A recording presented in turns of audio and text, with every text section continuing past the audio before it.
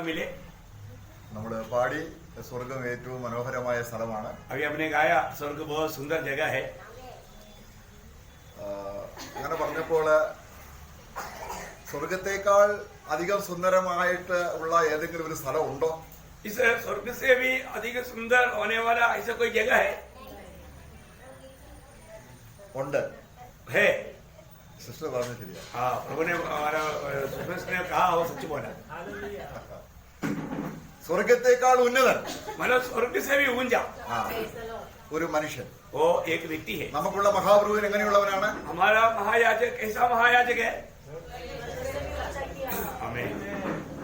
അപ്പൊ നമ്മളെ ദൈവം ആക്കി വെച്ചിരിക്കുന്നത് സ്വർഗത്തേക്കാൾ സുന്ദരമായ തന്റെ പുത്രനിലാണ് എന്നുള്ളതാണ്. हमें जो प्रभु ने रखा है जो स्वर्ग से भी ऊंचा और महत्वपूर्ण है, उस प्रभु यीशु मसीह में प्रभु ने पिता ने हमको रखा है.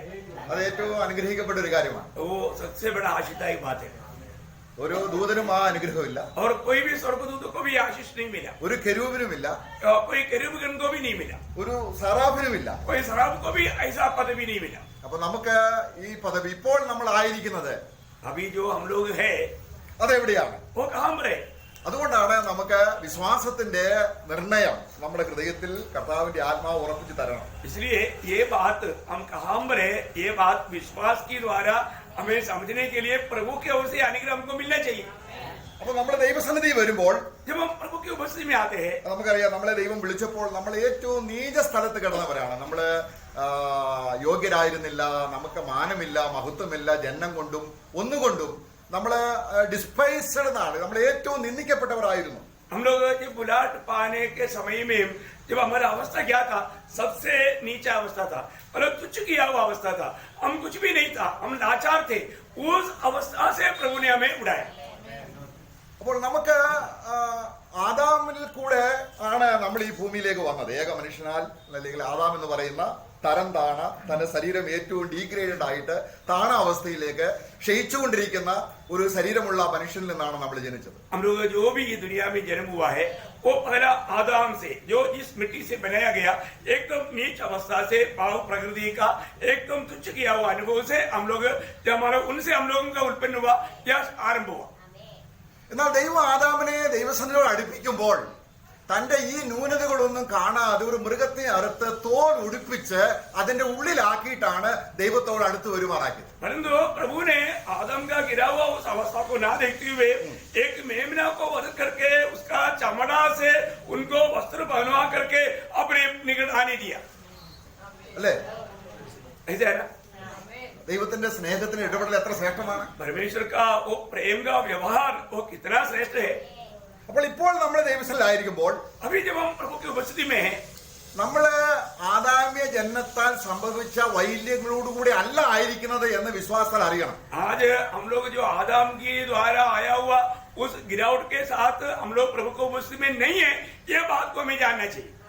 നമ്മള് പഴയ നിയമത്തിൽ പൗരോഹിത്യത്തോടുള്ള ബന്ധത്തിൽ ദൈവം പറഞ്ഞിട്ടുണ്ട്, എന്നോട് അടുക്കുന്ന അഹരോന്റെ പുത്രന്മാരിൽ ഈ കുറവുകൾ ഉണ്ടാകാൻ പാടില്ല. അപ്പൊ ആദ്യം നമുക്കത് നോക്കാം. जब पुराना नियम में जो महायाजक हरोन है और उनका संतान है, वो लोग जब मेरे निकट आएगा तो उनका जीवन में सोयांसो कमियां नहीं होना चाहिए करके जो बताया है, उन बातों को हम पहले देखेंगे. നമുക്ക് ലേവ്യ പുസ്തകം 21 അധ്യായം देवी व्यवस्था 21 अध्याय അതിന്റെ 16-17 വാക്യങ്ങൾ വായിക്കുമ്പോൾ उसका 16-17 वचन जब पढ़ेगा, फिर यहोवा ने मूसा से कहा, हारून से कहा कि तेरे वंश की पीढ़ी से पीढ़ी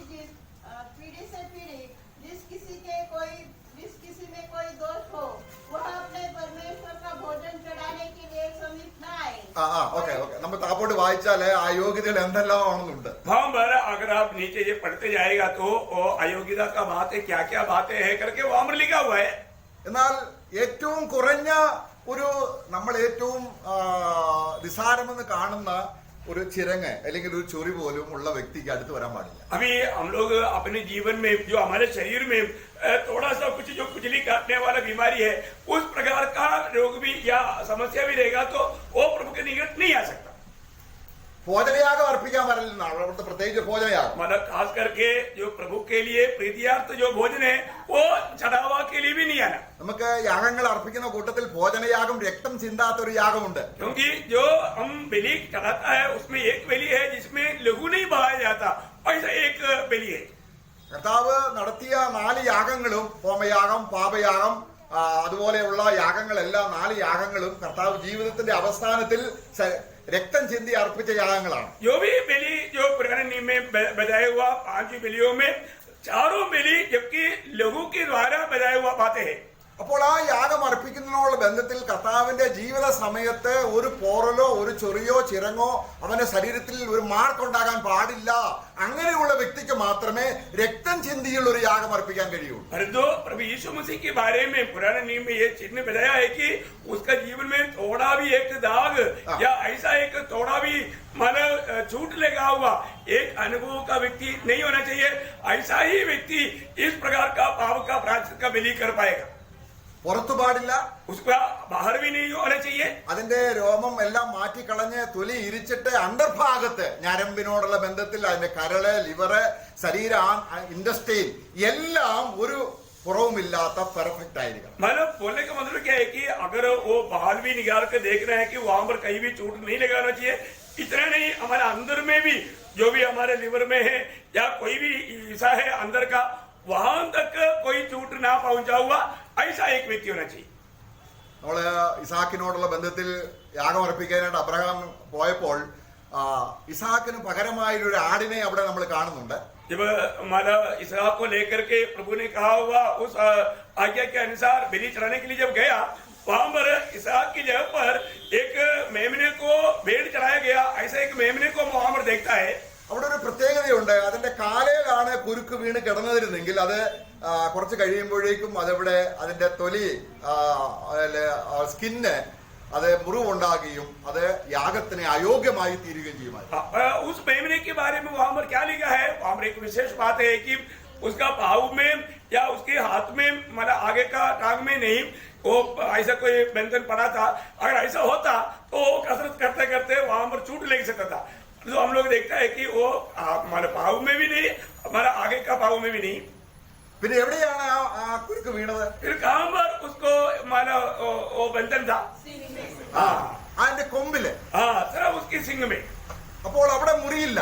वहां पर वो सिंग में कुछ भी लगेगा तो नहीं काटता. അപ്പൊ ദൈവം ഈ കാര്യത്തിൽ വളരെ ശ്രദ്ധയുള്ളവനാണ്. इसका मतलब क्या है कि प्रभु इस विषय में इतना ध्यान देता है, उस बात का एक चिन्ह है. അപ്പൊ നമുക്ക് യാഗമായി തീർന്ന യേശു ക്രിസ്തു എങ്ങനെയുള്ളവനാണ്? നമ്മളെ പോലുള്ള ആളാണോ? हमारे लिए जो बलि हुआ वो यीशु मसीह क्या हमारे समान एक व्यक्ति है क्या? യാതൊരു കുറവും उसमें किसी प्रकार का होली हुआ नहीं.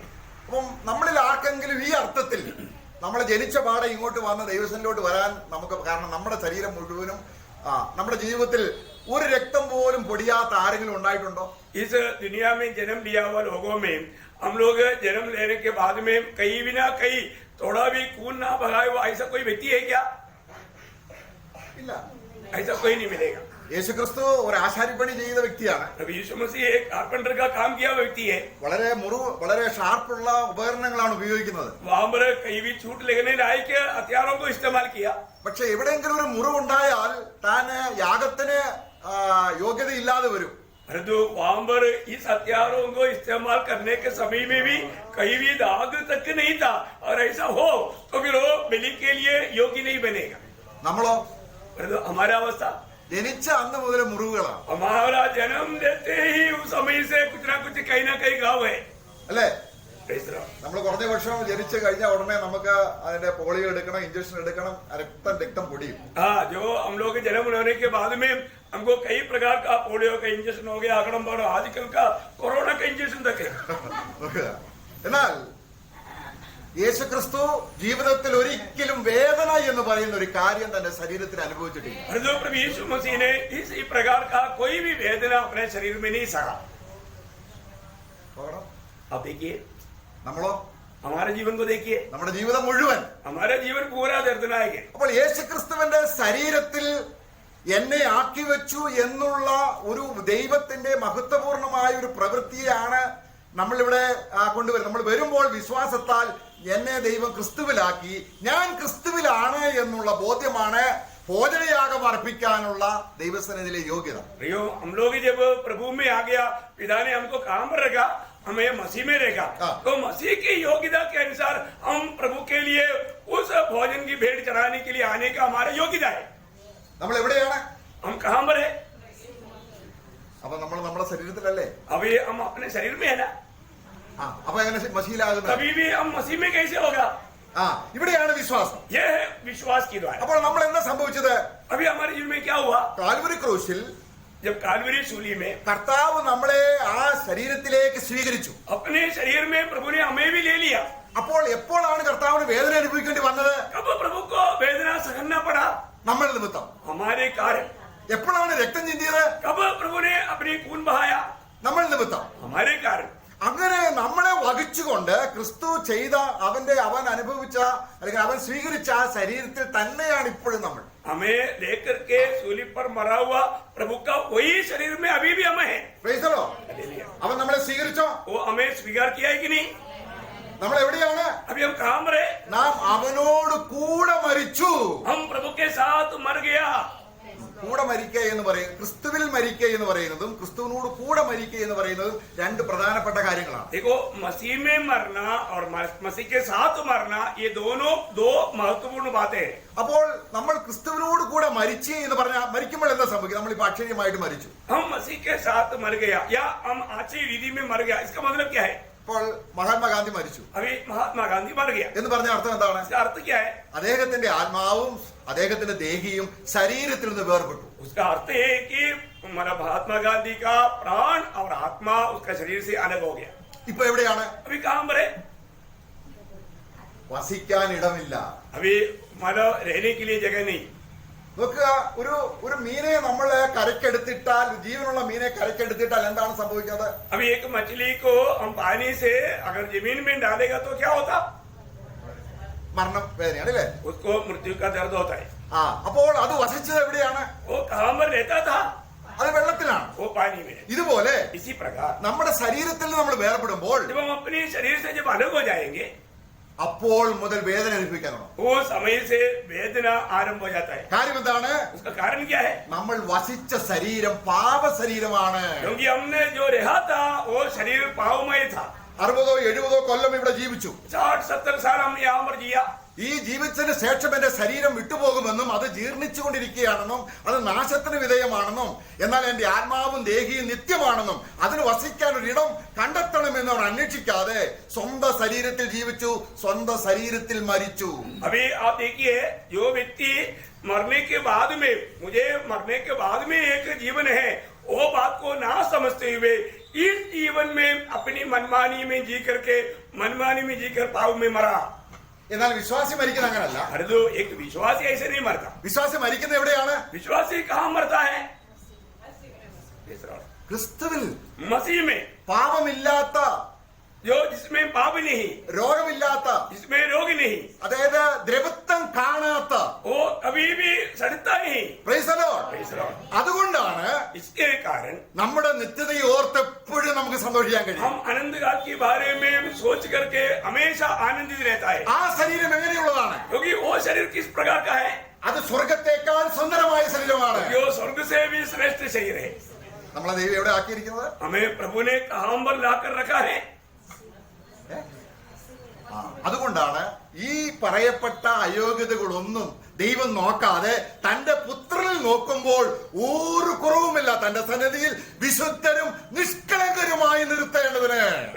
इस प्रकार पिता परमेश्वर कभी भी हमें डायरेक्ट ना देखते हुए हमें कहां पर लाकर रखा है, हमें मसीह में देखते हुए हमें पवित्र और निष्कलंक होकर खड़ा करने के लिए, അതാണ് വിശ്വാസം. वो है विश्वास। ഈ പറയപ്പെട്ട മുറിവുകളും ചതവും ചൊറിയും ഒക്കെയുള്ള ഒരു ശരീരത്തിലാണ് അംഗഹീനനായിട്ടാണ് വരുന്നത്. ഈ വിശ്വാസത്തിന്റെ ആവശ്യമില്ല. കാരണം ഞാൻ ആ ശരീരത്തിലാണ്. എന്റെ ശരീരത്തിൽ ഞാൻ ആയിരിക്കുന്നതിന് വിശ്വാസം വേണ്ട. ആ ഈ ശരീരം കാഴ്ചയാണുള്ളതാണ്. प्रियो, अगर मैं इस प्रकार का गाँव पड़ा पाव पड़ा इस शरीर में रहने के लिए मुझको विश्वास की जरूरत नहीं। അതെന്താണ്? उसका कारण क्या है? അപ്പോൾ മരിച്ചപ്പോൾ എന്ത് സംഭവിച്ചു? जब मर गया तो क्या हो गया? ഗാന്ധിജിയുടെ പ്രാണനും ഗാന്ധിജിയുടെ ആത്മാവും മരിച്ചു കഴിഞ്ഞപ്പോൾ ഒരു വാസസ്ഥലം ഇല്ലാതിരിക്കുകയാണ്. जब गांधी जी मर गया तब गांधी जी का प्राण और आत्मा उसको रहने के लिए एक स्थान नहीं है. ഇതുപോലെ നമ്മളും इसी प्रकार हमारे भी जीवन में ഒരു ദിവസം മരിച്ചു. हम लोग ഇനി മരിക്കാൻ പോവുകയല്ല, अभी एक दिन हम लोग भी मर गया. അതാണ് കൂടെ മരിക്കുക. वो है हम मसीह के साथ मरा. അപ്പോൾ നമ്മുടെ ഈ പറയപ്പെട്ട ഈ അയോഗ്യതകളുള്ള ഈ ദ്രവത്വമുള്ള മരണത്തിന് വിധേയമായ ഈ ശരീരത്തിൽ നിന്നും നമ്മുടെ പ്രാണനും ആത്മാവും വിലയേറിയ പ്രാണനും വിലയേറിയ ആത്മാവും വേർപെടുത്തി ക്രിസ്തുവിന്റെ ശരീരത്തിലാക്കി. अभी हमारा उस मृत्यु में क्या हो गया? हमारा प्राण और आत्मा को भी प्रभु यीशु मसीह की वो महत्वपूर्ण शरीर में ला कर करेगा. Praise the Lord. അപ്പോൾ നാം എവിടെയാണ്? अभी हम कहाँ मरे? അപ്പോൾ ഈ ബലഹീന ശരീരത്തിൽ എന്തെങ്കിലും സംഭവിച്ചാൽ നമ്മൾ ഭാരപ്പെടണോ? अभी अगर हमारा इस बलहीन शरीर में हमें कुछ अगर हो गया बोल करके हमें दुखी बनना चाहिए क्या? മനുഷ്യരെ ലോക മനുഷ്യർ എന്ന് നമ്മൾ സിനിമ നടന്മാരെ സിനിമാ നടിമാരൊക്കെ അവര് ബ്യൂട്ടി പാർലറിൽ പോയിട്ട് അവരെ ശരീരത്തെ അവരെന്ത് ചെയ്യാണ്? അവരെ ഏറ്റവും സുന്ദരമായിക്കൊണ്ടിരിക്കുക. പക്ഷെങ്കിൽ അവരുടെ ശരീരം ദ്രവിച്ചുകൊണ്ടിരിക്കുകയാണെന്ന് അവർ അറിയുന്നില്ല. दुनिया के लोग जो है जो भी फिल्म आर्टिस्ट है वो मतलब जाकर के अपने शरीर को सुंदर बनाता है, पाउडर लिपस्टिक सब लगा करके अपने को, परंतु उनको ये नहीं मालूम है कि वो नाश होते जा रहा है. നോക്കുക, നമ്മള് വൈദ്യശാസ്ത്രം പറയുന്നത് 18 വയസ്സ് കഴിയുമ്പോൾ ഒരു സ്ത്രീയുടെ അല്ലെങ്കിൽ ഒരു കന്യകയുടെ ശരീരം ദ്രവത്വത്തിലേക്ക് വരും എന്ന് പറഞ്ഞാൽ പ്രായമായിക്കൊണ്ടിരിക്കും. കാരണം അതിന് എത്താനുള്ളത്തോളം വളർന്നു കഴിഞ്ഞു. मतलब एक साइंस बोलता है कि 18 साल के बाद में मतलब एक स्त्री है वो उसका जो बढ़ने का जो समय है वो खत्म हो गया. उसके बाद में उसको मतलब दिन मतलब कमजोरी की अवस्था में चले जाता रहता है. നമ്മള് 10-80 കൊല്ലം കഴിഞ്ഞ് ജീവിച്ച് മരിക്കുമ്പോൾ നമ്മുടെ ശരീരത്തിൽ ജനിച്ചപ്പോഴുള്ള പല കാര്യങ്ങളും ഇല്ല. अभी हम लोग 70-80 साल अगर जी करके मरेगा, मरने के टाइम पर जो जन्म हुआ था उस समय में जो कुछ भी हमारे शरीर में था उसमें से बहुत से बातें उस समय में हमारे शरीर में नहीं है. നമ്മുടെ ശരീരം അതായത് അതിന്റെ കാഴ്ച നഷ്ടപ്പെടും. वो शरीर जब मरने के समय में हमारा रोशनी नष्ट हो जाएंगे, നമ്മുടേതായ സംസാര ശക്തി നഷ്ടപ്പെടും, हमारा बात करने का वो सामर्थ्य नष्ट हो जाएंगे, നമ്മുടെ പല്ലെല്ലാം പൊഴിഞ്ഞു പോകും, हमारा दांत निकल जाएंगे, അത് ദ്രവത്വത്തിലേക്ക് പോകും. वो सब इस प्रकार हमारा सड़ने लगेंगे. എന്നാൽ യേശുവിന്റെ ശരീരം എങ്ങനെയുള്ളതാണ്? परंतु प्रभु यीशु मसीह का शरीर कैसा है? യേശു എത്രാമത്തെ വയസ്സിലാണ് മരിച്ചത്? प्रभु यीशु मसीह कितना उम्र में मर गया? അല്ലേ? അപ്പൊ ഇപ്പൊ എത്ര വയസ്സുണ്ട്? अभी वो यीशु मसीह मरने के बाद में अभी कितने साल है, कितना उम्र है? ഒരു യേശുവിന്റെ ശരീരത്തിന് പ്രായമില്ല, കാരണം ദ്രവത്വമില്ല. प्रभु यीशु मसीह के शरीर को उम्र नहीं, പ്രൈസ് ദി ലോർഡ്. वो कभी भी सड़ता नहीं, എന്നും സുന്ദരനാണ്, वो हमेशा सुंदर है, എന്നും പുതുമയുള്ളവനാണ്. वो हमेशा नया होते रहता है. കർത്താവായ യേശുവിന്റെ ഇത്രയും ശ്രേഷ്ഠമായ ഒരു സ്ഥാനം ലോകത്തിലില്ല. प्रभु यीशु मसीह में है उस प्रकार का एक अनोखा अवस्था और कहीं भी दुनिया में नहीं. അതുകൊണ്ടാണ് കർത്താവ് പറയണ, കർത്താവ് അപ്പവീഞ്ഞുകൾ തന്നപ്പോൾ ഞാൻ കർത്താവിന്റെ അപ്പവും പാനപാത്രത്തിൽ പങ്കെടുക്കുമ്പോൾ ക്രിസ്തു ശരീരത്തിൽ ആണ് എന്ന ബോധ്യം അല്ല എങ്കിൽ, വിശ്വാസമില്ല എങ്കിൽ ക്രിസ്തുവിന്റെ ശരീരം സംബന്ധിച്ചും ക്രിസ്തുവിന്റെ രക്തം സംബന്ധിച്ചും നീ കുറ്റക്കാരനാവും. जब हम प्रभु में शामिल होता है उस समय में हम रोटी से और दाखरस से जब भाग लेता है, उस समय में यदि मैं प्रभु यीशु मसीह के शरीर का एक अंग बन गया, ये बात का विश्वास के साथ उसमें हम भाग नहीं लेता है तो हम अयोग्य ठहरेगा. എല്ലാ വിശ്വാസികളും എവിടെയാണ്? हर एक विश्वासी आज कहां पर है? ക്രിസ്തു ശരീരത്തിൽ. प्रभु यीशु मसीह के शरीर में. നമ്മൾ നോക്കുക, നമ്മളെ ഒരു അമ്മയ്ക്ക് 5 മക്കൾ ജനിച്ചു എന്നിരിക്കട്ടെ. अगर आप सोचिए एक माँ को 5 बच्चा हुआ, ഈ അമ്മയ്ക്ക് ഈ സഹോദരങ്ങളല്ല, ഈ അമ്മയ്ക്ക് മക്കളാണ്, അപ്പോൾ തന്നെ ഇവരെല്ലാം സഹോദരങ്ങളാണ്. ये माँ के लिए सब बच्चा है, परंतु ये लोग आपस में भाई लोग हैं. അല്ലേ? Praise the Lord. എന്നാൽ ഇവര് പുറത്തേക്ക് വരുന്ന സമയം സംബന്ധിച്ച് ദൈർഘ്യമുണ്ട് എങ്കിൽ തന്നെയും परंतु ये लोग एक एक जन्म का समय अलग अलग है, तो भी അവർ മരിക്കുന്നത് വ്യത്യസ്ത സമയത്താണ്. वो मृत्यु भी पाता है अलग अलग समय में, അവർ ജനിക്കുന്നത് വ്യത്യസ്ത സമയമാണ്. वो जन्म लेता है अलग अलग समय में. എന്നാൽ സഭ അങ്ങനല്ല. परंतु मंडली ऐसे नहीं. നമുക്ക് 2 कोरिन्थिയർ 7-ാം അധ്യായത്തിൽ പൗലോസ് സഭയെ കുറിച്ച് പറയുമ്പോൾ ഒരു വാക്യം ഇങ്ങനെ പറയുന്നുണ്ട്. दूसरा कोरिन्थियर 7वां अध्याय में प्रेषित पौलुस मंडली के बारे में कहते हुए ऐसा एक वचन कहता है. അവിടെ 7-ാം അധ്യായത്തിന്റെ 3-ാം വാക്യത്തിൽ ഇങ്ങനെ വായിക്കുന്നു. उसका तीसरा वचन, क्योंकि मैं पहले ही कह चुका हूँ कि तुम हमारे हृदय में ऐसे बस गए हो कि हम तुम्हारे साथ मरने जीने के लिए तैयार हैं. നോക്കുക, ഇവിടെ നോക്കുക, ഒരുമിച്ച് മരിക്കാനും हम तुम्हारे साथ मरने के लिए। എങ്ങനെയാണ് വിശ്വാസികളെല്ലാം ഒരുമിച്ച് മരിക്കുന്നത്? कैसा विश्वासी लोग साथ में मरेंगे? എങ്ങനെ മരിക്കുന്നത്? कैसे मरेंगे?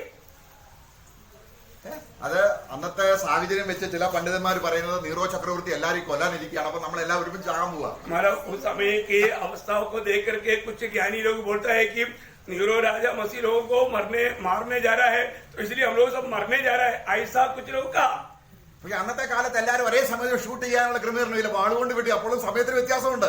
अगर उस समय में भी अगर मारा जाए, तलवार से मारा जाता है, उस समय में भी अगर मरेगा तो समय में फर्क है। ഇവിടെ കർത്താവിൽ നമ്മളെല്ലാം ഒരുമിച്ച് ക്രിസ്തുവിനോട് കൂടെ മരിച്ച കാര്യം പറയുകയാണ്. परंतु यहाँ पर जो हमने वचन पढ़ा है उसमें हम सभी विश्वासी लोग एक ही साथ में प्रभु के साथ मरा हुआ गवाही दे रहे हैं। എവിടെ ഒരു സമയത്ത് മരിച്ചു? എവിടെ മരിച്ചു? कहाँ पर एक समय में मरा? ക്രിസ്തുവിന്റെ ശരീരത്തിൽ. അതെ, प्रभु यीशु मसीह के शरीर में, അല്ലെ? അവന്റെ ശരീരത്തിൽ നമ്മളെല്ലാം ഒരുമിച്ച് മരിച്ചു. प्रभु यीशु मसीह के शरीर में हम सभी विश्वास करने वाला साथ में मर गया। എന്നിട്ട് എന്തിനാണ്? और किसके लिए है? അതേ ശരീരത്തിൽ उसी शरीर में ഒരുമിച്ച് ജീവിക്കാം. हमेशा के लिए, प्रभु के साथ जीने के लिए। നമ്മൾ 2 തീമോഥെയോസ് അതിന്റെ 2-ാം അധ്യായത്തിന്റെ 11-ാം വാക്യം വായിക്കുമ്പോൾ जब दूसरा तिमोथी 2 अध्याय का 11 वचन जब पढ़ता है, ആ, यह बात सच है कि यदि हम उसके साथ मर गए हैं हाँ। तो उसके साथ जिएंगे। ഓക്കെ. അപ്പൊ അവിടെ ആരോട് കൂടെ മരിച്ചു? നമ്മളെല്ലാം ഒരുമിച്ച് മരിച്ചു എന്ന് പറയുമ്പോൾ എല്ലാ വിശ്വാസികളും ക്രിസ്തുവിൽ ഒരുമിച്ച് മരിച്ചു. अभी यहाँ पर लिखा है कि हम सब लोग मर गया, सब लोग एक ही साथ में मर गया। कहाँ पर मर गया? मसीह में मर गया। ഇതിനെയാണ് കൂടെ മരിക്കുക എന്ന് പറയുന്നത്, इसको बोलता है मसीह के साथ मरना। അല്ലേ? അപ്പൊ എവിടെ മരിച്ചു നമ്മൾ? इसका मतलब अभी हमने कहाँ पर मर गया? നമ്മൾ നേരത്തെ കണ്ട യോഗ്യമായ ക്രിസ്തുവിന്റെ ശരീരത്തിൽ മരിച്ചു. हम लोग ने पहले देखा जो योग्य व्यक्ति, उस योग्य व्यक्ति प्रभु यीशु मसीह के शरीर में हम सब लोग मर गया। കാരണം നേരത്തെ നമ്മൾ ആദാമിലായിരുന്നു. क्योंकि हम उससे पहले कहाँ था? पहले आदाम में था। ആദാമിന്റെ ശരീരത്തിൽ, उस आदाम के शरीर में था। ആദാമിന്റെ ശരീരത്തിലാണ് ഈ വക കുറവുകളെല്ലാം ഉള്ളത്. उस आदम के शरीर में ये सारा कमी घटिया रहता है। എന്നിട്ട് ക്രിസ്തുവിനോട് കൂടെ മരിച്ചിട്ട് परंतु जब हम प्रभु के साथ जब मरने के बाद, മരിക്കുമ്പോൾ എന്ത് സംഭവിക്കും? मरने के समय में क्या होता? एक व्यक्ति मरने के समय में क्या होता? ആ, പ്രാണനും ആത്മാവും എന്ത് ചെയ്യും? आत्मा अलग हो जाता। ആ, എന്നിട്ട് പിന്നെ അത് എവിടെ വസിക്കും? वो फिर कहाँ पर वास करेंगे? ആ, praise the Lord. നോക്കുക, Praise the Lord। അപ്പൊ അവനോട് അവന്റെ ശരീരത്തിൽ മരിച്ചു. अभी प्रभु यीशु मसीह के शरीर में हम सब लोग एक ही साथ में मर गया, എന്നിട്ട് ഒരുമിച്ച് ഇപ്പൊ ജീവിക്കുകയാണ്. സ്തോത്രം. और इसके बाद में हम सब लोग प्रभु के साथ सब मिलकर के जी रहे हैं। നമ്മളൊരു കൂട്ടമായിട്ട് മരിച്ചു. हम सब लोग एक साथ मिलकर के मर गया। അപ്പോൾ ആരും കൂടെ മരിച്ചു? अब उस समय में कौन साथ में मरा? കർത്താവ് മരിച്ചു. प्रभु यीशु मसीह भी हमारे साथ मरा। കാരണം നമ്മുടെ മരണത്തെ അഭിമുഖീകരിക്കാൻ നമുക്ക് കഴിയത്തില്ല. क्योंकि हम अपनी मौतों को सामना नहीं कर सकता। കാരണം മരണം നമ്മുടെ ഈ നിലയിലുള്ള ദ്രവിച്ചു പോകുന്ന ശരീരത്തെ പിടിച്ചു വെക്കും. मतलब तो अगर हमारा मृत्यु अगर अपना अकेला रहेगा तो ये दुनिया का जो सड़ने वाला बात हमको पकड़ कर रखेगा। ആ, എന്നാൽ യേശുവിന്റെ ശരീരത്തിൽ പിടിച്ചു വെക്കാൻ പറ്റില്ല. तो यीशु मसीह के शरीर में ये दुनिया वो सड़ने मतलब उसको सड़ा नहीं सकता, इसलिए उसको पकड़ कर रख नहीं सकता। മരണത്തിന് അവനെ പിടിച്ചു വെക്കാൻ കഴിയുകയില്ല. കാരണം അവന്റെ ശരീരത്തിൽ പാപമില്ല. क्योंकि मृत्यु उसको अपना कब्जा में नहीं कर सका, क्योंकि उसमें पाप नहीं। Praise the Lord. Praise the Lord। നമ്മൾ എവിടെയാണ് മരിച്ചത്? अयो हम कहाँ पर मर गया? ക്രിസ്തുവിനോട് मसीह കൂടെ മരിച്ചു. में, प्रभु यीशु मसीह में मर गया। നമ്മൾ അപ്പോസ്തലപ്രവൃത്തി 13-ാം അധ്യായം, जब प्रेरितों का काम 13 अध्याय, ഇത് ദൈവം പിതാക്കന്മാരോട് ചെയ്തൊരു വാഗ്ദത്തമാണ്. ये प्रभु ने हमें अपने पूर्वों को दिया हुआ एक वायदा है। അവിടെ നമ്മൾ അതിന്റെ 13-ാം അധ്യായത്തിന്റെ 32-ാം വാക്യം മുതൽ വായിക്കുമ്പോൾ उसका 13 अध्याय का 32 वचन से जब हम पढ़ेंगे, हम तुम्हें इस प्रतिज्ञा के विषय में जो बाप दादा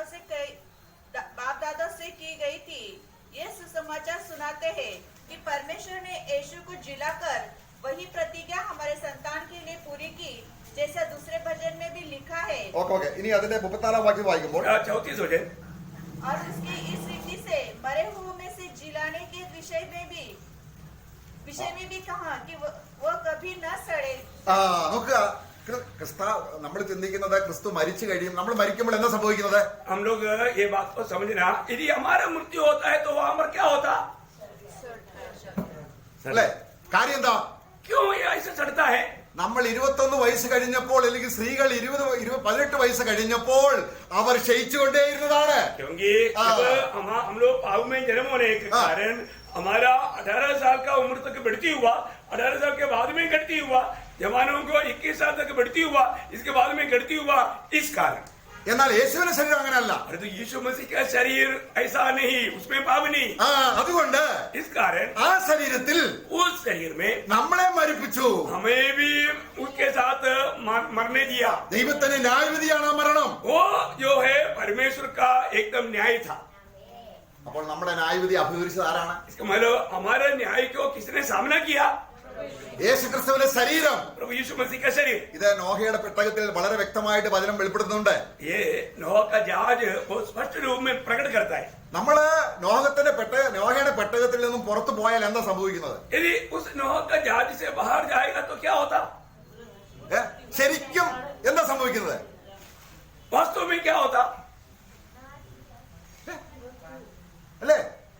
വ്യക്തി രക്ഷയില്ല. उसके बाहर हमारे छुटकारा नहीं. ക്രിസ്തുവിനുള്ളിൽ മാത്രമേ രക്ഷയുള്ളൂ. सिर्फ मसीह में ही छुटकारा है. നോഹയാണെങ്കിൽ അല്പം ഇനി വെള്ളം കുറഞ്ഞോ, എല്ലാം ന്യായവിധിയും കഴിഞ്ഞു. अभी मानो आप सोच लीजिए कुछ दिन हो गया, न्याय का समय खत्म हो गया, ऐसा सोच करके नोह എന്ത് ചെയ്തു? नोह ने क्या किया? ഒരു പ്രാവിനെ വിട്ടു. एक कबूतर को भेजा. ഒരിക്കൽ ക്രിസ്തു ശരീരത്തിലായി എന്ന് ബോധ്യമുള്ള വ്യക്തി, അവൻ ആത്മാവിൽ മാത്രമാണ് ക്രിസ്തു ശരീരത്തിൽ ആയിരിക്കുന്നുള്ള ബോധ്യം കിട്ടുന്നത്. എന്നാൽ അവൻ പുറത്തു പോകാൻ ആഗ്രഹിക്കില്ല. കാരണം അവന് ഇടം വെക്കാൻ, കാല് വെക്കാൻ ഒരു ഇടം ലോകത്തിലില്ല. കാരണം എല്ലായിടത്തും ശവം കൊണ്ട് നാറുകയാണ്, എല്ലായിടത്തും അശുദ്ധിയാണ്, എല്ലായിടത്തും മരണമാണ്. ദൈവത്തിന് ഇഷ്ടമില്ലാത്ത കാര്യങ്ങളാണ് ലോകത്തിലുള്ളത്. यहाँ पर एक बात को जानना है कि नोह का जहाज से बाहर जाएगा तो उसको, जैसे अभी कबूतर को बाहर भेजा तो उसको पाँव रखने के लिए जगह नहीं था, इसलिए वो वापस आया. उसी प्रकार प्रभु के लोग मसीह से बाहर कभी नहीं जा सकता, क्योंकि बाहर जाएगा तो उसको रुकने के लिए कोई भी जगह नहीं है. ക്രിസ്തുവിന്റെ ശരീരത്തിന് പുറത്ത് എന്താണ്? मसीह के शरीर के बाहर में क्या है? മരണം, मृत्यु, ന്യായം, ന്യായവിധി. और वहां पर दंड है. ഈ പറയപ്പെട്ട എല്ലാ ഇതുമാണ് ഇവിടെ ഉള്ളത്. मतलब यहाँ पर बताया हुआ सारे कमजोरियां वहां पर है. സമാധാനമില്ല, वहां पर शांति नहीं, സന്തോഷമില്ല, आनंद नहीं, ഒരു അനുഗ്രഹവുമില്ല. वहां पर कोई आशीष नहीं. ആദാമിന്റെ ശരീരത്തിൽ നമ്മൾ ശപിക്കപ്പെട്ടവരാണ്. क्योंकि आदम में शरीर में हम सभी लोग श्रापित लोग हैं. ആദാമിന്റെ ശരീരത്തിൽ നമ്മൾ ക്ഷയിച്ചു പോകുന്നവരാണ്. हम आदम में शरीर में रहने वाला वो हम कमजोर होने वाला है. ആദാമിന്റെ ശരീരത്തിൽ നമ്മള് വ്രണമുള്ളവരാണ്. हम आदम में शरीर में घाव भरा अवस्था में है. ആദാമിന്റെ ശരീരത്തിൽ നമ്മൾ വെറും ശവങ്ങളാണ്. हम आदम में शरीर में सिर्फ मरा हुआ लोथ है. എന്നാൽ ദൈവം परंतु परमेश्वर ने നമ്മളെ എവിടെ കൊണ്ടുവന്നു? हमें कहां पर लाया? ക്രിസ്തുവിന്റെ ശരീരത്തിൽ. मसीह के शरीर में. എത്ര വലിയ മാറ്റമാണ് ക്രൂശിൽ സംഭവിച്ചത്? प्रियो, क्रूस में कितना बड़ा बदलाव हुआ आपको मालूम? നിങ്ങൾ വിശ്വാസത്തിൽ ഇരിക്കുന്നുവോ എന്ന് നിങ്ങളൊന്ന് പരീക്ഷിച്ചു നോക്കുവീൻ. इसलिए प्रभु का वचन कहता है कि तू अपने आप को परखो कि तुम विश्वास में हो कि नहीं. നമ്മൾ വിശ്വാസത്തിൽ കുറവ് വരുമ്പോൾ, यदि हमारे विश्वास में यदि कमजोरी आएगा, ശരിയാണ്, തീർച്ചയായിട്ടും ക്രിസ്തുവിന്റെ ശരീരം നമ്മൾ അവിശ്വാസ നിമിത്തം പുറത്തു പോകാൻ സാധ്യതയുണ്ട്. कई बार हमारे अविश्वास के कारण हम प्रभु के शरीर से बाहर जाने का खतरा है.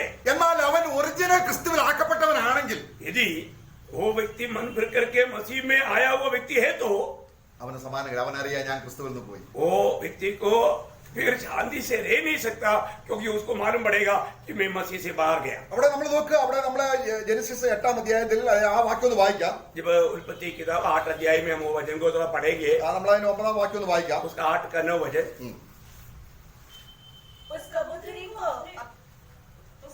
को अपने पैर टेकने के लिए कोई आधार न मिला, तो वह उसके पास जहाज में लौट आई, क्योंकि सारी पृथ्वी के ऊपर जल ही जल छाया था. तब उसने हाथ बढ़ाकर उसने अपने पास जहाज में ले लिया. നോക്കുക, ആ പ്രാവ് തിരിച്ചു വന്നപ്പോൾ നോഹ എന്താ ചെയ്തത്? जब वो कबूतर अपने पाव लगाने के लिए जगह नहीं था, वो वापस आ गया, तो नोहा ने क्या किया? अपना हाथ बढ़ाकर उसको अपने पास ले लिया. നമ്മൾ മാനസാന്തരപ്പെടും. जब हम अगर मन फिर करके आता है तो ദൈവം എന്നെ ആക്കിയ സ്ഥലത്ത് തന്നെ ആയിരിക്കണം എന്ന് പറഞ്ഞ് നാം കർത്താവിന്റെ അടുക്കിലേക്ക് തിരികെ വരുമ്പോൾ, यदि प्रभु मैं आपने मुझको कहां पर रखा था, मुझे वहां पर रखना चाहिए करके जब हम प्रभु की ओर लौट आता है, അവൻ രണ്ട് കൈയും നീട്ടി वो हमें दोनों हाथ बढ़ा करके അവൻ അവനിലേക്ക് ചേർത്ത് വെക്കുന്നു. वो उसके साथ लिपटाने के नहीं देगा. Praise the Lord. हालेलुया. ആ ഇടയൻ എങ്ങനെയുള്ള ഇടയനാണ്? वो चरवा कैसे चरवा है?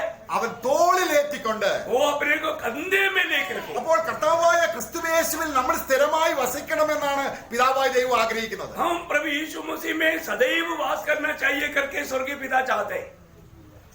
അപ്പൊ കർത്താവിൽ വന്നു ഈ സന്തോഷവും വിശ്രമവും ഒക്കെ അനുഭവിച്ചിട്ട് ഒരാൾ പുറത്തു പോയിട്ട് തിരിച്ചു വരാൻ മനസ്സില്ലെങ്കിൽ അവൻ ഒരിക്കൽ പോലും രക്ഷിക്കപ്പെട്ടവനല്ല, വീണ്ടും ജനിച്ചവനല്ല. अगर प्रभु यीशु मसीह में आकर के ये सारे स्वर्गीय आनंद शांति सब अनुभव करने के बाद में अगर वो मानो छोड़ कर गया और वो लौट कर नहीं आता तो इसका मतलब क्या मालूम है?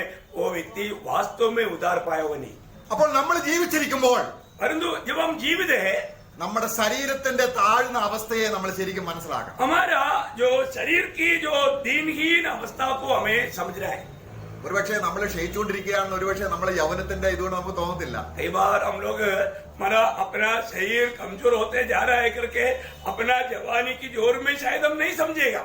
മരിക്കുമ്പോൾ ക്രിസ്തുവിന്റെ ശരീരത്തിൽ അല്ലെങ്കിൽ ഇൻ ക്രൈസ്റ്റ് നമ്മൾ കൂടെ മരിച്ചു എന്നാണ് നേരത്തെ ചിന്തിച്ചത്. जैसे हमने मृत्यु के समय में हम मसीह के साथ मर गया करके हमने विचार किया, കൂടെ മരിക്കുക, हम प्रभु के साथ मरा, അത് സംഭവിച്ച കാര്യമാണ്. ये बात तो हो गया है. ഇനി ക്രിസ്തുവിൽ മരിക്കുക, परंतु मसीह में मरना അതെന്താണ്? वो क्या है? കൂടെ മരിച്ച വ്യക്തി हमारा जो प्रभु के साथ मरा हुआ व्यक्ति ക്രിസ്തുവിൽ തന്നെ വസിക്കുകയാണ്. वो मसीह में बना रहता है. എന്നാൽ അവന്റെ ശരീരം परंतु उसका शरीर ബലഹീനമായിക്കൊണ്ടിരിക്കുകയാണ്. वो दिन प्रतिदिन कमजोर होते जाता है. പക്ഷെ അവൻ അതിനെക്കുറിച്ച് ദുഃഖമില്ല. परंतु उस व्यक्ति को उसके बारे में कोई दुख नहीं, चिंता नहीं. കാര്യം എന്താണ്? उसका कारण क्या है? സ്വർഗത്തെക്കാൾ സുന്ദരമായ ഒരു ശരീരത്തിലാണ് ഞാൻ എന്നെ ദൈവം ആക്കി വെച്ചിരിക്കുന്നത്. क्योंकि स्वर्ग से भी ऊंचा और सुंदर एक व्यक्ति में उसकी शरीर में प्रभु ने मुझको रखा है. നിങ്ങൾ മരിച്ചു, आप लोग मर गया, നിങ്ങളുടെ പ്രാണൻ आपका जो प्राण ക്രിസ്തുവിന്റെ ശരീരത്തിൽ मसीह के शरीर में ദൈവം ഒളിച്ചു വെച്ചിരിക്കുന്നു. वो छिपा कर रखा है. എന്നിട്ട് ആ ക്രിസ്തുവിനെ ദൈവത്തിന് ഉള്ളിൽ വെച്ചിരിക്കുന്നു. और उस मसीह को पिता ने अपने अंदर रखा है. Praise the Lord. हालेलुया. അതാണ് കർത്താവ് പറഞ്ഞത്, എന്റെ കയ്യിൽ നിന്ന് ആർക്കും എന്റെ ആടിനെ പിടിച്ചു പറിക്കാൻ പറ്റത്തില്ല. इसलिए प्रभु यीशु मसीह ने कहा, मेरी हाथ से मेरी मेमने को कोई भी नहीं छीन सकता. തന്നെയുമല്ല, इतना ही नहीं, ആ വ്യക്തി എന്നിലും മാത്രമല്ല वो व्यक्ति सिर्फ मुझ में है ऐसे नहीं, എന്റെ പിതാവിനും കൂടിയാണ്. वो पिता में भी है. എന്റെ പിതാവിൽ നിന്ന് ആർക്കും പിടിച്ചു പറിക്കാൻ പറ്റത്തില്ല. पिता के हाथ से कोई नहीं छीन सकता. അങ്ങനെയുള്ള നമ്മുടെ പ്രാണനെ ലോകത്തിലേക്ക് നമ്മൾ വിടുന്നത് എത്ര കഷ്ടമാണ്, എത്ര അവിശ്വാസമാണ്, എത്ര ऐसा നന്ദികേടാണ്. एक प्राण हमारे जीवन में है, ऐसा एक प्राण पाया हुआ व्यक्ति इस दुनिया की बातों में, दुनिया की मोहों में भेजना, ये कितना गिरावट की बात है, कितना दुखदायक बात है. അപ്പോൾ നമ്മൾ എവിടെയാണ്? अभी हम कहाँ मरे? ഇപ്പോൾ നമ്മൾ എവിടെയാണ്? अभी हम कहाँ मरे? ആദാമിന്റെ ശരീരത്തിലാണോ അതോ ക്രിസ്തുവിന്റെ ശരീരത്തിലാണോ? हम उस पहला आदम में है या आखिरी आदम मसीह में है? Praise the Lord. Praise the Lord. എത്ര ശ്രേഷ്ഠമാണ്. ये कितना धन्य अवस्था है. അപ്പോൾ ഒരു ശരീരത്തിലാണെങ്കിൽ अगर हम एक शरीर में है तो അപ്പോൾ പൗലോസ് പറയുകയാണ്, उस समय में पौलुस कहता है, നിങ്ങളെല്ലാം എന്റെ ഹൃദയത്തിലിരിക്കുന്നു. ओ पौलुस यहाँ पर बोलते हैं, तुम सब लोग मेरे हृदय में है. കാര്യം എന്താണ്? उसका कारण क्या है? വിശ്വാസികളെ ശരീരത്തിൽ വഹിക്കാൻ പൗലോസിന് പറ്റത്തില്ല. കാരണം പൗലോസിന്റെ ഈ ശരീരം ബലഹീനമാണ്. क्योंकि यहाँ पर सारे विश्वासियों को पौलुस अपना शरीर में लेकर नहीं चल सकता, क्योंकि पौलुस का भी शरीर बलहीन है. കാരണം പൗലോസിന്റെ ഹൃദയം ഇരിക്കുന്ന ക്രിസ്തുവിന്റെ ശരീരത്തിലാണ്. अभी Praise the Lord. पौलुस का हृदय मसीह के शरीर में है. അപ്പോൾ ക്രിസ്തുവിന്റെ ശരീരത്തിൽ ഇരിക്കുന്ന പൗലോസിന്റെ ഹൃദയത്തിൽ വിശ്വാസികളെ വഹിക്കുക എന്ന് പറയുന്ന അവർ എത്ര സുരക്ഷിതരാണ്. इसलिए जो मसीह के शरीर में रहने वाला पौलुस का हृदय में विश्वासियों को उड़ाना, ये पौलुस के लिए कितना आनंददायक बात है. നമ്മൾ മധ്യസ്ഥ പ്രാർത്ഥന ചെയ്യുമ്പോൾ जब हम मध्यस्थी प्रार्थना करता है, ഈ നിലയിലുള്ള കാഴ്ചപ്പാടോട് കൂടിയാണ് നമ്മൾ ചെയ്യുന്നത്. इस प्रकार का मतलब ज्ञान देख करके हमें वो काम को करना चाहिए. കാരണം വിശ്വാസികൾ എവിടെയാണ്? विश्वासी लोग कहाँ मरे? നമ്മുടെ ഹൃദയത്തിലാണ്. हम लोग अपना हृदय में लिया हुआ है. എന്നാൽ എല്ലാ വിശ്വാസികളും ക്രിസ്തുവിന്റെ ഹൃദയത്തിലും ശരീരത്തിലുമാണ്. अभी हर एक विश्वासी मसीह के हृदय में भी है, मसीह के शरीर में भी है. അതാണ് കർത്തൃമേശയിൽ നിങ്ങൾ ഓർക്കണം, നിങ്ങൾ എന്റെ വരവുവരെയും എന്റെ മരണത്തെ പ്രസ്താവിക്കുന്നു. കാരണം നിങ്ങൾ എവിടെയാണ്? നിങ്ങൾ എന്നിലാണ്. इसी कारण प्रभु में हम लोग पढ़ता है कि प्रभु का मृत्यु को हम याद करता है. क्योंकि तुम लोग कहाँ मरे? क्योंकि तुम लोग मेरे शरीर में है। അപ്പോൾ നാം കർത്താവിന്റെ ശരീരത്തിലാണെങ്കിൽ यदि हम प्रभु यीशु मसीह के शरीर में है तो നമ്മൾ യോഗ്യരാണ്, हम योग्य है, നമ്മൾ ദൈവമക്കളാണ്, हम परमेश्वर के संतान है। ദൈവസന്നിധിയിൽ ഒരു കുറവുമില്ല. परमेश्वर की उपस्थिति में नजर में हमारे में कोई गति नहीं। കർത്താവിന്റെ വചനം പറയുന്നു നാം ക്രിസ്തുവിൽ പെർഫെക്റ്റ് ആണ്. हम प्रभु का वचन कहता है कि हम मसीह में परिपूर्ण किए गए हैं, ഒരു കുറവും കണ്ടുപിടിക്കാൻ കഴിയാത്ത ക്രിസ്തുവിന്റെ ശരീരത്തിലാണ്. क्योंकि किसी प्रकार का कमी गति को पा नहीं सकता ऐसा एक मसीह के शरीर में प्रभु ने हमको रखा है। Praise the Lord. हालेलुया। നമുക്ക് പ്രായം ചെല്ലുന്നില്ല. हम अपनी माना दुनिया की रीति में सोचेगा तो हमारा उम्र बढ़ता नहीं। കാര്യം എന്താണ്? उसका कारण क्या है? ക്രിസ്തുവിന്റെ ശരീരം അങ്ങനെയാണ്. क्योंकि यीशु मसीह का शरीर ऐसा है, നമ്മളെ മരണത്തിന് പിടിച്ചു വെക്കാൻ കഴിയത്തില്ല. हमें मृत्यु कब्जा नहीं कर सकता। തന്നെയല്ല നമ്മളോട് പറയുന്നത് അതൊരു പുറപ്പാടാണ്. क्योंकि हमें प्रभु का वचन कहता है कि मृत्यु बोलेगा तो क्या है, वो यहाँ से एक यात्रा है। കാരണം കർത്താവ് തന്റെ ശരീരത്തിൽ വെല്ലുവിളിച്ചു, ഹേ മരണമേ. क्योंकि प्रभु ने अपने शरीर में ये दावा किया, ये मृत्यु तू कहाँ है? മരണത്തെ വെല്ലുവിളിക്കാൻ ആർക്ക് കഴിയും? मृत्यु को कौन ऐसा चैलेंज कर सकता है? നമ്മുടെ കർത്താവായ യേശു ക്രിസ്തു. परंतु हमारे प्रभु यीशु मसीह, അവനിൽ മുഖാന്തരം നമുക്ക് ജയം തരുന്ന ദൈവത്തിന് സ്തോത്രം. उसके द्वारा हमें विजय देने वाला पिता को धन्यवाद हो। എന്നാൽ ഈ വിശ്വാസത്തിൽ നിന്നും परंतु इस विश्वास से നമ്മൾ തെന്നി നമ്മുടെ സ്വന്തം ശരീരത്തിലാവുമ്പോൾ अगर हम उस से फिसल करके और हम अपनी ही खुद की शरीर में अगर हो जाए तो 100 കൂട്ടം പ്രശ്നം. वो वहां पर हजारों समस्या है। ഒരാൾക്ക് ഒരാളെ ഇഷ്ടമില്ല. एक दूसरे को पसंद नहीं करता, കാരണം അത് വ്രണമുള്ളതാണ്, क्योंकि उसमें घाव भरा है, നാശം വയ്ക്കുന്നതാണ്, उसमें बदबू है, എല്ലാ വിധത്തിലുള്ള അസ്വസ്ഥതയുമാണ്. कई प्रकार की मानो मुश्किलें की बातें मुसीबतें हैं। നിങ്ങൾ ചിന്തിക്കുന്നുണ്ടോ യേശു ക്രിസ്തു ഈ ഭൂമിയിലായിരുന്നപ്പോൾ വിയർത്തപ്പോൾ വിയർപ്പ് നാറ്റം ഉണ്ടായിരുന്നു? നിങ്ങൾ ചിന്തിക്കുന്നുണ്ടോ? क्या आपको क्या ऐसे लगता है कि प्रभु यीशु मसीह जब दुनिया में था, यीशु मसीह को पसीना आया, वो पसीना का बदबू नहीं आया करके आपको लगता है? ഇല്ല. കാരണം അവരിൽ പാപമില്ല. क्योंकि प्रभु यीशु मसीह की शरीर में पाप नहीं।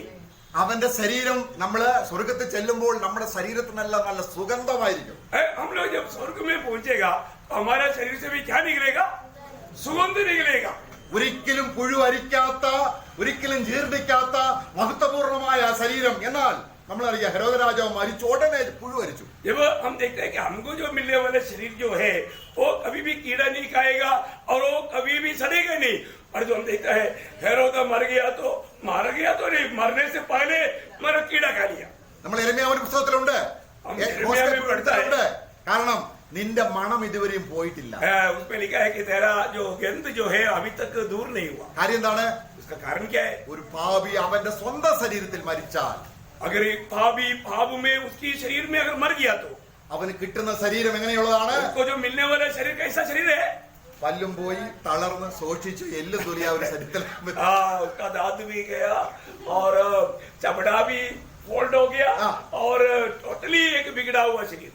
കാരണം നരകം എന്ന് പറഞ്ഞാൽ അന്ധകാരമാണ്. क्योंकि नरक क्या है? वहां पर अंधकार है। കാരണം കാഴ്ച പോയി, मतलब रोशनी गया, അവന് മണം പോയി. മണം പോയി എന്ന് പറഞ്ഞാൽ നല്ല മണം പോയി, मतलब अच्छा सुगंध गया, गंध है, പിന്നെ ദുർഗന്ധം മാത്രമേ ഉള്ളൂ.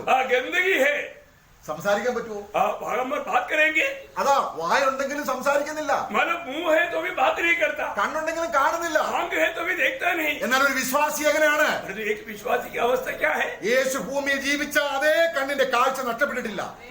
यीशु मसीह जब दुनिया में जिया हुआ उस आंख का रोशनी अभी तक नष्ट नहीं हुआ। Praise the Lord. हालेलुया। അവന്റെ മഹത്വമുള്ള ശരീരത്തിലേക്ക്, उसकी महिमा से भरा हुआ शरीर में, നമ്മുടെ താഴ്ചയുള്ള ശരീരത്തെ, हमारे दीनहीन शरीर को, അപ്പോൾ അതാണ് അതുവരെയും വിശ്വാസത്താൽ. ഞാൻ എവിടെയാണ്? वो उस मुलाकात या वो मिल जाने के समय में तक हमें बात को परखना है कि मैं कहाँ पर है। അവിടെ നമ്മള് 1 കൊരിന്ത്യർ 15 അധ്യായത്തിൽ जब पहला कुरिन्थी 15 अध्याय में അവിടെ കർത്താവിന്റെ ദാസൻ ഒരു കാര്യം പറയുന്നുണ്ട്. प्रभु का दास प्रेरित पौलुस एक बात कहता है, അപ്പൊ ഇങ്ങനെയുള്ള മഹത്വമുള്ള ശരീരം നമ്മൾ ജീവിക്കുമ്പോൾ ദൈവത്തിന്റെ പരിശുദ്ധാത്മാവിലാണ് നമ്മൾ ക്രിസ്തു ശരീരത്തിൽ ആയിരിക്കുന്നത്. अभी इस प्रकार का महिमा का शरीर में हम कैसा जीवन बिता रहा है? प्रभु की पवित्र आत्मा के द्वारा।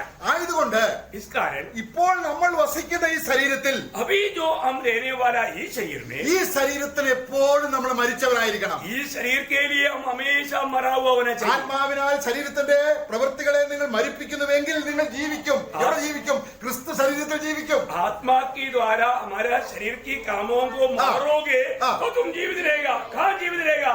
मसीह के शरीर में जीवित रहेगा। Praise the Lord. നമ്മൾ ചെയ്യുന്ന ഏതെങ്കിലും നല്ല പ്രവൃത്തിയായി ക്രിസ്തു ശരീരത്തിൽ വസിച്ചുകൊണ്ടാ ചെയ്യുന്നത്. हम कोई भी अच्छे काम करता है वो हम कहां पर रहकर करता है, मसीह शरीर में रहकर करता है. അവനിലല്ലോ പരിശുദ്ധാത്മാവിന്റെ സകല സമ്പൂർണ്ണതയും വസിക്കുന്നത്. क्योंकि प्रभु यीशु मसीह में ईश्वरत्व का सारे परिपूर्णता देह रूप में वास करता है. ആത്മാവിന്റെ 9 ഫലങ്ങളും നമ്മളിലൂടെ വെളിപ്പെടണമെങ്കിൽ നമ്മൾ വിശ്വാസത്താൽ നമ്മുടെ ജീവൻ, നമ്മുടെ പ്രാണൻ ക്രിസ്തുവിന്റെ ഉള്ളിലായിരിക്കണം. आत्मा का फल हमारे जीवन के द्वारा प्रकट होना है तो हम लोग मसीह में, आत्मा में रहना चाहिए. ആ ശരീരം എങ്ങനെയുള്ളതാണ്? और वो शरीर कैसा है? വചനം ജഡമെടുത്ത് വന്നതാണ്. वो वजन देहधारी होकर के आया हुआ शरीर है. Praise the Lord. ഇപ്പൊ വചനം പറയുകയാണ്, और वजन कहता है മോഹിക്കരുത്. मोह नहीं करना. അല്ലെ? പണ്ട് അത് അക്ഷരമായിരുന്നു, अब पहले व्यवस्था के समय में वो अक्षर में था. അത് മോഹിക്കരുത്. പക്ഷേ അവർക്ക് അത് നിവർത്തിക്കാൻ കഴിഞ്ഞില്ല. मोह नहीं करना, परंतु वो लोग उसको पूरा अपने जीवन में कर नहीं पाए. അപ്പൊ വചനം എന്തായി തീർന്നു? इसका मानो वजन उनके लिए क्या हो गया? അത് രക്തമുള്ളതായി, ജീവനുള്ളതായി, വികാരങ്ങളുള്ളതായി ശരീരമെടുത്ത് വന്നു. ओ अभी वजन क्या हो गया? वो खून होकर के, वो हमारे शरीर होकर के, वो इस दुनिया में मनुष्य के रूप में आया. നമ്മളത് കണ്ടു. हमने वो बात को देखा. നമ്മളെങ്ങനെയാണ്? അവൻ വചനം ജഡമായി തീർന്നു, നമ്മുടെ ഇടയിൽ അവൻ പാർത്തു, വചനം മുഴുവൻ നിവർത്തിച്ചു. അപ്പോൾ മോഹിക്കരുതെന്നുള്ള കൽപ്പന ഞാൻ നിവർത്തിക്കണമെങ്കിൽ എന്നെ കൊണ്ട് ഈ നശിച്ചു പോകുന്ന ശരീരത്തിൽ പറ്റത്തില്ല. അതിന് ക്രിസ്തു ശരീരത്തിൽ വസിക്കണം, എന്നിൽ വസിപ്പി. अभी क्या हुआ? अभी वजन देहधारी होकर के ये दुनिया में आया.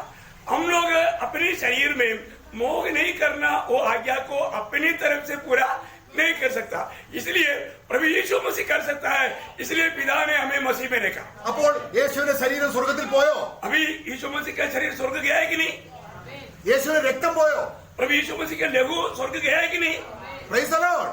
ക്രിസ്തുവിന്റെ രക്തവും ജീർണിച്ചിട്ടില്ല, ജീർണിക്കാൻ പറ്റില്ല. प्रभु यीशु मसीह के शरीर भी नहीं सड़ा, खून भी नहीं सड़ा. ഇനിയും നമ്മള് 1 കൊരിന്ത്യർ 15 അധ്യായം और पहला कुरिन्थी 15 अध्याय അതിന്റെ 50 വാക്യം उसका 50वां वचन അവിടെ പറയുകയാണ്.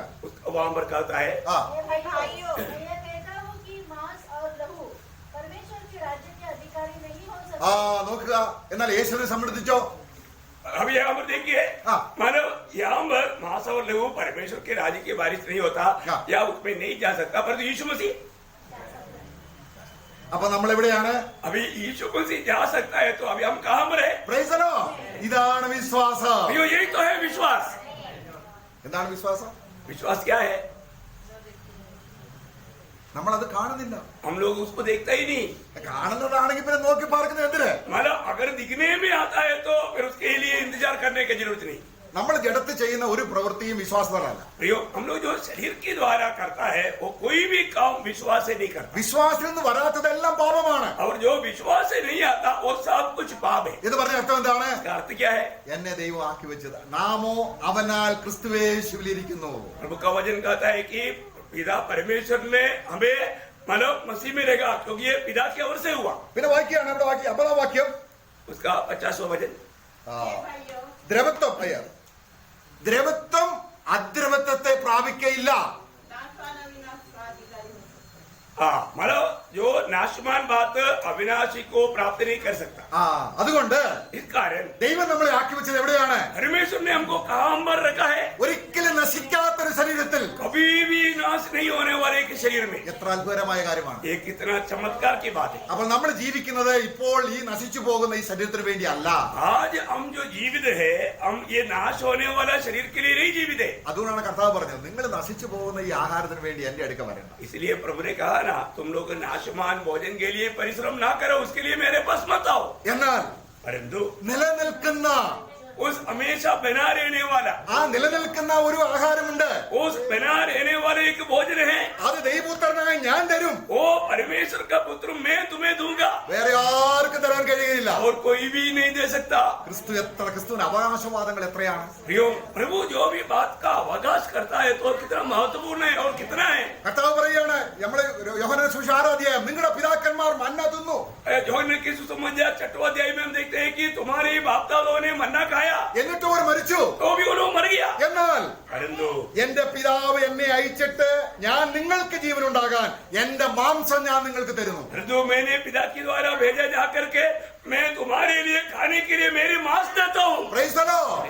അപ്പോൾ നമ്മുടെ ശരീരം എന്താണ്? इसका मतलब हमारे शरीर क्या है, അതിന് മെറ്റീരിയൽ എന്താണ്? वो उसका मतलब बातें क्या है। ഓ, എത്ര ബഹുത്വപൂർണ്ണമാണ് നമ്മുടെ ശരീരം. भाइयों हमारे शरीर कितना महत्वपूर्ण है। അങ്ങനെ ദൈവം നമ്മളെ കരുതി സ്നേഹിച്ച് ചെയ്തതാണ്. കാരണം പൗലോസ് പറയുകയാണത്, എന്നെ സ്നേഹിച്ച് എനിക്ക് വേണ്ടി ആ ശരീരം ഏൽപ്പിച്ച് തന്നതിന്റെ മഹത്വത്തിലാണ് ഞാൻ ജീവിക്കുന്നത്. भाइयों हमें ये बात को जानना है कि प्रेषित पौलुस इसलिए कहता है कि जो मुझे प्यार करके मेरे लिए दिया हुआ उस प्रभु के लिए मैं आज जीवित हूँ।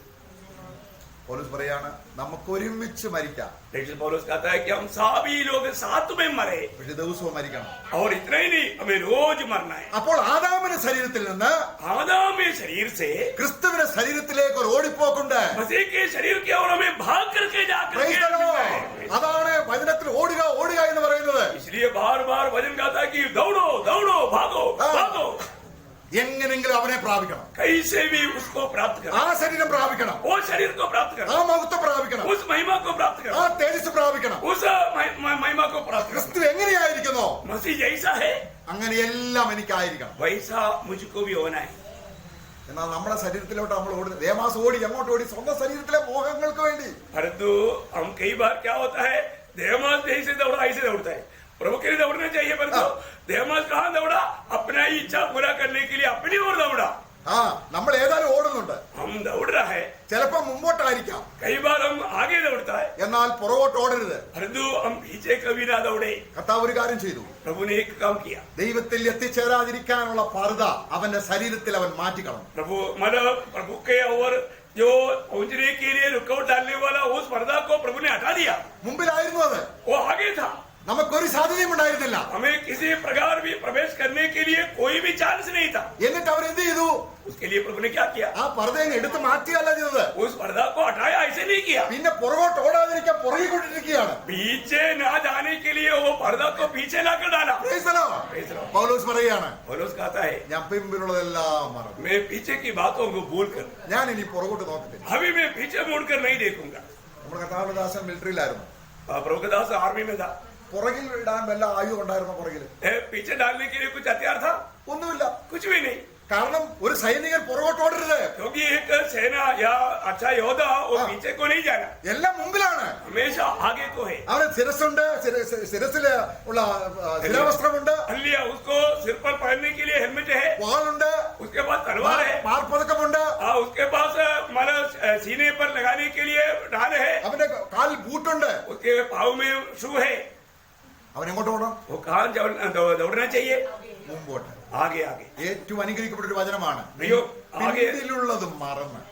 ये सबसे बड़ा आशिता एक वजन है कि पीछे की बातों को भूल कर, നീ പണ്ട് എങ്ങനെയായിരുന്നു? तुम पहले कैसे भी था, ദൈവം അത് നോക്കുന്നില്ല. प्रभु वो बात को नहीं देखता। ഒരുവൻ ക്രിസ്തുവിലായാൽ एक व्यक्ति मसीह यीशु में है तो, എന്ന് പറഞ്ഞാൽ इसका मतलब ക്രിസ്തുവിന്റെ ശരീരത്തിലായാൽ प्रभु यीशु मसीह के शरीर में है तो കണ്ടാലോ ഇതാ എല്ലാം പുതിയതായി തീർന്നു. देखो सब कुछ नया बन गया। ഈ അർത്ഥത്തിലാണ് ദൈവം പറയുന്നത്, കാൺമീൻ ദൈവമക്കൾ എന്ന് വിളിക്കപ്പെടുവാൻ എത്ര വലിയ ഭാഗ്യം. इस अर्थ में प्रभु का वचन कहता है कि देखो हम परमेश्वर की संतान कहलाने के लिए प्रभु ने हमसे कितना बड़ा प्यार किया। ക്രിസ്തുവേശുവിലെ വിശ്വാസത്താൽ നിങ്ങളെല്ലാം ക്രിസ്തുവിനെ ധരിച്ചിരിക്കുന്നു പറഞ്ഞാൽ ക്രിസ്തുവിന്റെ ഉള്ളിലായിരിക്കുന്നു. प्रभु यीशु मसीह में विश्वास करने के द्वारा आप सब लोग प्रभु का संतान है, और जिन्होंने भी बपतिस्मा लिया वो प्रभु को धारण भी किया। Praise the Lord. Praise the Lord. ക്രിസ്തുവിനെ ധരിച്ചുകൊള്ളി. प्रभु यीशु मसीह को धारण कर लो, നമുക്ക് വിശ്വാസം നിലനിൽക്കാം, हमें विश्वास में बना रहे, കാഹളം ധ്വനിക്കും. क्योंकि ललकार होगा। പക്ഷേ ഈ ശരീരത്തിലുള്ളവർ മാത്രമേ തേജസ് വെളിപ്പെടുത്തുള്ളൂ. जो यीशु मसीह के शरीर में है हाँ। वही महिमा में प्रकट होंगे। Praise the Lord. Praise the Lord. ശരീരത്തിൽ ഇല്ലാത്തവർ എങ്ങനെ മഹിമ പ്രാപിക്കും? जो प्रभु के शरीर में नहीं है वो महिमा कैसे पाएगा? അപ്പോൾ നമ്മൾ മരിച്ചാൽ പോലും ക്രിസ്തുവിലാണ്. प्रियो, अगर हम मर भी जाता है तो हम मसीह में मरता है, അത് മരണമേ അല്ല. वो एक मृत्यु नहीं। Praise the Lord. Praise the Lord. ഇത്രമാത്രം പ്രത്യാശയുടെയും വിശ്വാസത്തിന്റെയും ഉറപ്പുള്ള നങ്കൂരം ആർക്കുണ്ട്? प्रियो, इतना बड़ा विश्वास और ऐसा लंगर किसके पास है? Praise the Lord. हालेलुया। കർത്താവ് നമ്മെ സഹായിക്കും. प्रभु हमें आशीष दी। Praise the Lord. कितना अनोखी बातें हैं, प्रभु ने हमें कितना बड़ा प्रोत्साहन दिया है। प्रियो, वास्तव में आज हम कहाँ पर है ना, इसलिए अब मसीह यीशु में उसके ऊपर दंड किया कि नहीं, तो कैसे चलता है? बुद्धि में, आत्मा में चलता है। कितना बड़ी बात है ना। मानो मसीह में है तो एक सच्चा आत्मिक जीवन है। प्रियो वो पुराना जीवन वो मर गया, पिछले दिनों में भी प्रभु ने कई बार याद दिलाया। प्रियो अगर यदि जो भी प्रभु के साथ मर गया है तो उसके साथ जिएगा भी। आज हमें कहाँ पर जीना है? हमें मसीह में जीना है, क्योंकि पिता ने हमको कहा रहेगा, मसीह में रहेगा। आज पिता कभी भी हमें डायरेक्ट नहीं देखता, हमेशा पिता हमको देखता है, मसीह में होकर देखता है ना, मसीह में होकर देखता है। इसलिए हम प्रभु की उपस्थिति में आने के समय में प्रभु हमको ग्रहण करता है।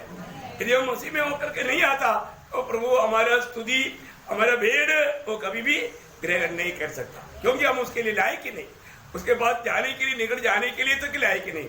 और तो प्रियो हमें मिला हुआ ये जो बात है ना, ये क्रिस्ती कहना तक कितना बड़ी बात है ना। बाइबल में क्रिस्ती करके सिर्फ 3 हमारे जगह पर लिखा है, उसे बढ़ करके चेला है ना, चेला बोल करके बहुत जगह पर लिखा है।